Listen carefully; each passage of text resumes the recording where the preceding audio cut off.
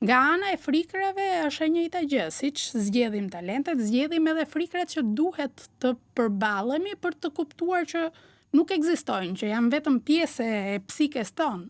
Kështu që edhe ato frikra, për shembull, ka raste që mund të kesh një fobi, për shembull, nga gjarpri, nga qeni, që le të marrim ato që janë më komune, që njerëzit i njohin më kollaj. Një frikë nga qeni, edhe pse nuk të ka ngrënë një qen kur në këtë jetë këtu, mund të jetë një traumë nga një jetë e kaluar.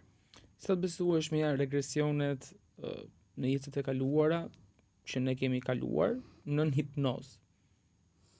Hipnoza është një mënyrë për të kaluar në një subkonsh, për të lexuar një kujtim që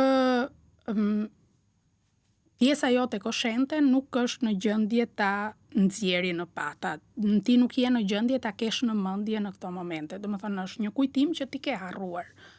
Në këtë pjesë, shumë psikolog, psikiatër bëjnë një regresion deri në fëmijëri, që ti mund të kujtosh momente kur ke qenë 1 vjeç, 2 vjeç, 3 vjeç, që normalisht nuk ke një kujtim të sotëm. Për të zgjidhur një traumë, dhe është parë që kur kalohet nën moshën fëmijërore, arrihet në kujtime nga jetët e kaluara. Na ndihmon gjithmonë për të zgjidhur një frikë që ne mund të kemi sot, apo një problem që ajo nyje e jetës së kaluar, ajo frikë, ajo traumë e jetës së kaluar, është duke na penguar sot. Janë të besueshme sepse nuk ka asnjëri që të drejton, po që se hipnoza është bërë në mënyrë të rregullt, kush të hipnotizon nuk të drejton se çfarë të shohësh. Ti sheh, ti kujton natyralisht episode që të lidhin me traumën që ti për të cilën ti ke shkuar në atë hipnozë. A rimishërohen edhe kafshët, apo rimishërimi ndodh vetëm tek njerëzit? Dhe nëse mund të ketë një lloj kalimi, ndoshta një njeri mund të ketë qenë në jetën e kaluar një kafshë dhe anasjelltas. Rritja e shpirtit, rruga shpirtërore, fillon nga guri. Domethënë, energjia që ekziston brenda në gur, pastaj vazhdon e rritet, merr një ndërgjegjësim, bëhet pemë, bim pemë, bëhet kafshë, gjitha llojet e kafshëve, nga zvarranikët tek gjinorët që ne për shembull qeni, macja, që ne i mbajmë më afër, që ne i kemi më shok, le të themi, dhe pastaj kalohet në jetën e njeriu. Domethënë, shpirti ka një rrugëtim shumë të gjatë, prandaj tash që ka jeta e shpirtit, apo jetëgjatësia, apo mosha e shpirtit, është gjithsesi ai Big Bangu i parë. Që ajo është mosha e shpirtit, dhe ka kaluar në të gjitha këto, flasim gjithmonë për dimensionin e tokës, në të gjitha këto hallka për të arritur për të qenë njeri. Vihet të re, sidomos në lindjet e para si njeri, që duket qartë se cila ka qenë jeta si kafshë e fundit, jeta e fundit që ke bërë si kafshë. Mund ke disa tipare, apo disa ndjesi, apo disa talente, si që quajt e ti në fillim, që të lidhin me një lloj kafshë. Edhe vihet të re në disa persona kjo gjë. Nuk në thuhet zakonisht që kur një kafshë afrohet, edhe një kafshë e egër, i afrohet shumë afër një njeriu, do jetë jeta e tij e fundit si kafshë. Në këtë kuptim, që jeta tjetër ajo është duke afruar botës njerëzore për të kuptuar apo për të parë se si do jetë bota njerëzore. Dhe do jetë jeta e tij e fundit si kafshë, edhe e para pastaj tjetra e para si njeri. Nuk janë gjëra të prera me thik, po A është e mundur që një shpirt të rimishërohet menjëherë pas vdekjes, apo duhet kaloj një farë periudhe? Ka raste kur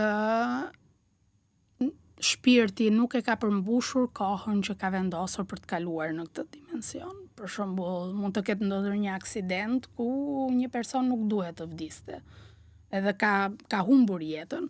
Në ato raste, rilindja mund të jetë shumë e shpejtë. Shumë e shpejtë flasim për brenda një 10 vjeçari, brenda një 15 vjeçari, jo më shpejt se kaq. por mund të jetë edhe brenda disa 1, 2, 3, 4 vjeçar. Ka gjithsesi një hapësirë që i duhet shpirtit për gjetur mënyrën për të rilindur. Çfarë ndodh me shpirtin në momentin e vdekjes?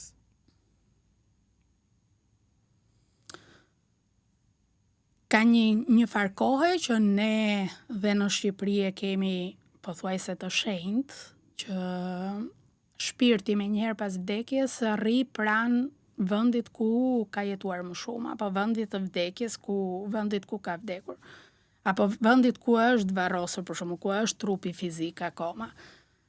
Ajo pjesë që zakonisht është deri në ditën e 40, nuk e di në e ke parasysh, ne bëjmë të tretat, të nëntat, të 40-tat e një të afërmi që na ka lënë. Sa më shumë njerëzit rreth e përqark, ata që ka lënë në tokë ndjehen më mirë, në kuptimin që nuk dëshpërohen shumë, aq më i lirë do ndjehet ai shpirt për të vazhduar rrugën.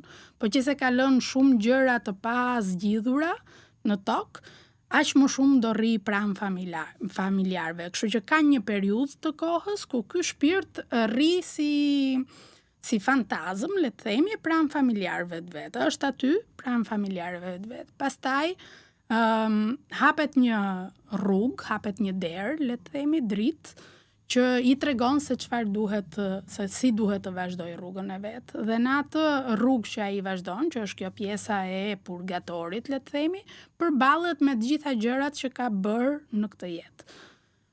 Përballet me të mirat që ka bërë, ndjesitë e mira që personat e tjerë kanë kujtuar për të, apo ka lënë tek të tjerët, përballet me të këqijat që ka bërë, përballet me dhimbjet që mund t'i ketë vënë një personi, që mund t'i ketë dhënë një tjetri. Dhe ky udhëtim, derisa mbarojnë të gjitha kujtimet dhe sqarohen karma, vendosen në vendet e tyre, arrin në atë vend që ne e quajmë parajs, në atë vend të qetë, ku pushon shpirti, le të themi.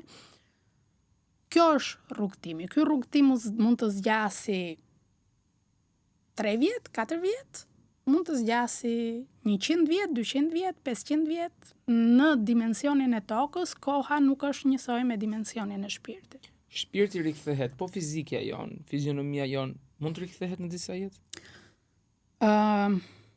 Po dhe jo, ka raste që kthehet, për shembull ka shumë raste, që në qoftë se vdekja ka qenë traumatike, për shembull dikush të ka qelluar me shpatë, le të themi në kohët e mëparshme, apo të ka qelluar me pistolet, në atë vend të trupit mund të kesh një shenjë që tregon se si ke humbur jetën në jetën e kaluar.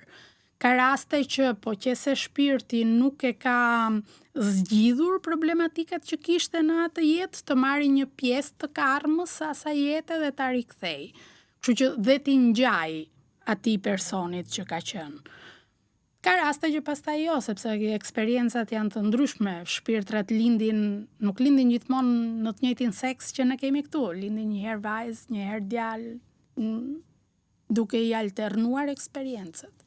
Në finale për gjithë atë që neve jemi diskutuar dhe që po flasim, ne tham pak a shumë, por për ta thënë në mënyrë të përmbledhur, a është misioni i shpirtit ton që të mësoj sa më shumë nga kjo tokë në mënyrë që të ndjeti përmbushur dhe mos të zgjedh ose mos të zgjedh që të rikthehet më?